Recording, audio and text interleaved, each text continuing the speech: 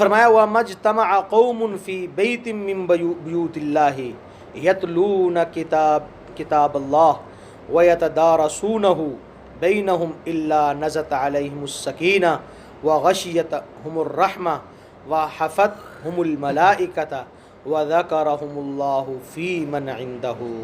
فرمایا کہ اگر لوگ کسی بھی جگہ پر کسی گھر میں بیٹھ کر، اللہ کے گھروں میں سے کسی گھر میں بیٹھ کر، یعنی مسجد میں بیٹھ کر یا کسی بھی جگہ پر بیٹھ کر اللہ کی کتاب کی تلاوت کرتے ہیں اور اس کو پڑھتے ہیں، اس کو سیکھتے ہیں، اس کا علم حاصل کرتے ہیں، تو اللہ رب العزت ان کے ساتھ کیا کرتا ہے؟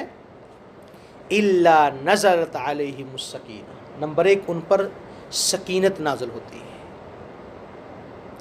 نمبر دو ان کو رحمت، اللہ کی رحمت ڈھانپ لیتی ہے، اور اللہ کے فرشتے اس مجلس کو گھیر لیتے ہیں۔ ایک بندے نے ایک عالم سے پوچھا، جی ایک بات بتائیے، ہم فلم دیکھنے جاتے ہیں تو بالکل نیند نہیں آتی، اور ادھر درس میں بیٹھتے ہیں تو نیند آنے لگتی ہے، اس کی کیا وجہ ہے؟ تو اس نے کہا تم خود ہی سوچو کہ کبھی کانٹوں پر انسان کو نیند آتی ہے؟ ہمیشہ سکون والی جگہ پر نیند آتی ہے۔ تو یہی دلیل ہے اس بات کی کہ وہاں پر اللہ کی سکینت نازل ہو رہی ہوتی ہے۔ سکینت مطلب سکون، اطمینان۔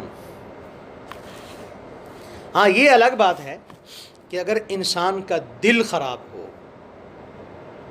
جس طرح نبی صلی اللہ علیہ وسلم نے فرمایا کہ مومن مسجد میں اس طرح ہوتا ہے جس طرح مچھلی پانی میں ہوتی ہے، اور منافق مسجد میں اس طرح ہوتا ہے جس طرح اس کو جیل میں بند کر دیا گیا۔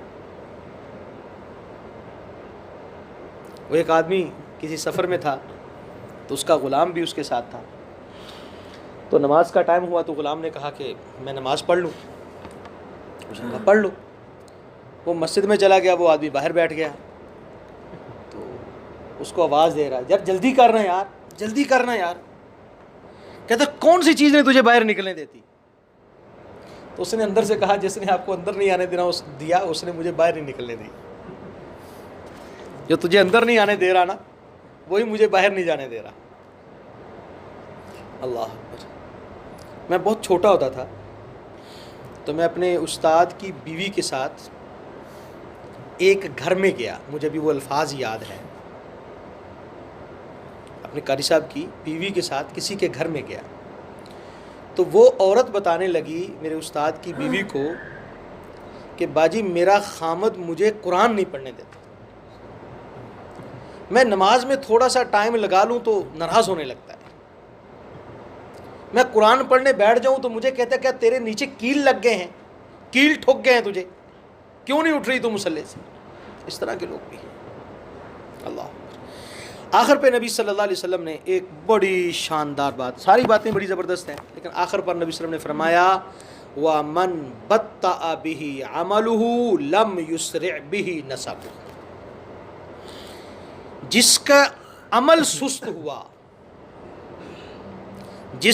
جس کے عمل نے اس کو سست رکھا، یا آسان لفظوں میں جو شخص اپنے عمل میں سست رہا کہ عمل کوئی خاص نہیں کر رہا، نماز پڑھ لی چھوڑ دی ہیں، زکوٰۃ دے دی نہ دی تو کوئی بات نہیں، فرمایا جو شخص عمل میں سست ہے لم یسرع بہ نسب، وہ اپنے نسب کی وجہ سے آگے نہیں جا سکتا۔ یہ نہیں ہے کہ یہ شاہ صاحب ہیں یہ تو جنت میں چلے ہی جائیں گے، یہ پیر صاحب ہیں ان کی تو جنت پکی ہے۔ سلام۔ تو نبی صلی اللہ علیہ وسلم نے کیا فرمایا؟ بات کس پر بننی ہے؟ عمل پر۔ جو شخص عمل میں پیچھے رہا، سست رہا، ایسا نہیں ہو سکتا کہ ایک شخص دنیا میں عمل کرنے میں تو سست ہو، نکما ہو، ٹھیک ہے، مرضی کا عمل کرتا ہو، اور قیامت کے دن وہ اپنے نسب اور اپنے خاندان اور اپنے رشتہ داری کی وجہ سے آگے چلا جائے، فرمایا یہ نہیں ہو سکتا۔ وہاں پر نسب نہیں چلے گا، خاندان نہیں چلے گا، یہ نہیں پوچھا جائے گا کس کے بیٹے ہو تم، یہ پوچھا نبی کے بیٹے سے بھی پوچھا جائے گا کر کے کیا آئے ہو۔ نبی صلی اللہ علیہ وسلم نے کیا فرمایا تھا صفا پر چڑھ کے کہ چچا عباس حمل کر کے آنا، میری بیٹی عمل کرنا، قیامت کے دن میں تمہارے کام نہیں آؤں گا، وہاں پر عملوں سے بات بنے گی۔ اور ہم کیا سمجھتے ہیں؟ ہم نے اپنے عمل بھی ان لوگوں کے ساتھ وابستہ کر رکھے ہیں کہ نہیں جی یہ پیر صاحب ہمیں لے جائیں گے۔ ہیں؟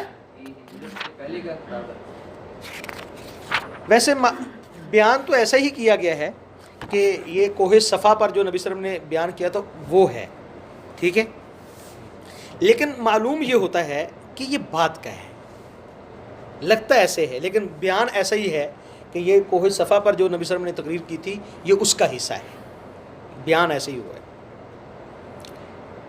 آگے پڑھ لیں یا اگر آپ کو ہماری یہ ویڈیو پسند آئی ہے تو چینل کو لازم سبسکرائب کریں اور نیکسٹ ویڈیو کے لیے بیل آئیکن کو کلک کریں۔ جزاکم اللہ خیر۔